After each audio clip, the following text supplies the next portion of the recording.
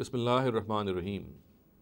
Regarding the Holy Quran, the misconception I'd like to discuss today relates actually to an objection which is generally made by non-believers on the Quran, and even believers when they read certain verses of the Quran, they think that this is a matter of objection, a matter of valid objection. And that actually relates to certain promises made by the Quran vis-a-vis the believers. And there are some verses in the Quran which say that it is incumbent upon the Almighty to help the believers. And I'll just read out these verses to you, and then we'll discuss how this becomes a source of an objection. One of the verses reads, وَكَانَ حَقًّا عَلَيْنَا نَصْرُ الْمُؤْمِنِينَ, which means it is incumbent upon us to help the believers. And another verse, which is actually a verse of Surah Mu'min, it reads, إِنَّا لَنَنْصُرُ رُسُلَنَا وَالَّذِينَ آمَنُوا فِي الْحَيَاةِ الدُّنْيَا وَيَوْمَ يَقُومُ الْأَشْهَادُ. We will surely help our Rasuls, our messengers, and the believers, both in this world and on the day when witnesses rise to testify. So both these verses actually tell us that it is incumbent upon the Almighty to help the believers in this world. Now, the objection, of course, which arises is that if we look at the world today, and at least the last 300 or 400 years, and maybe even more, we find that believers are not at all being helped by the Quran, by the Almighty.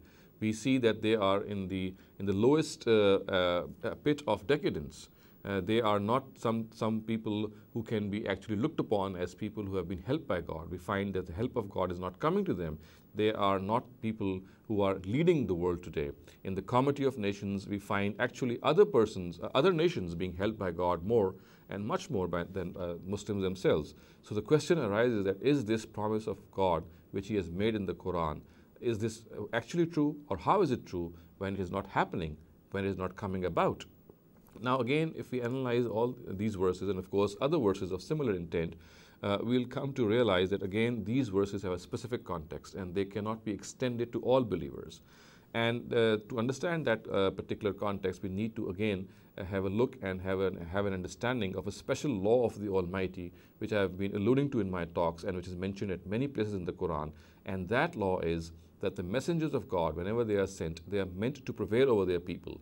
And not only they are meant to prevail over their people, but all those who profess faith in these messengers, their immediate addressees, their foremost addressees, they too are meant to prevail. And in this manner, the Almighty helps them in prevailing over the rest. So this actually needs to be understood, that this is one of the laws of the Almighty, which is mentioned at various places in the Quran, that the messengers of God, they shall always prevail. And similarly, those who shall profess faith in them, their immediate addressees, they shall also prevail, and in this manner be helped by the Almighty. Now, these verses mention nothing but this law. They actually allude to this particular law. And thus, for example, when it is said, "Kana haqqan alayna nasrul mu'mineen," that it is incumbent upon to help the believers, it does not refer to all types of believers for all times to come. It actually refers to the believers who became believers as the followers of the respective messengers. Thus, for example, all believers who became believers by following the respective messengers in their own lifetime, they are the addressees of such promises. So this promise does not relate to all types of believers.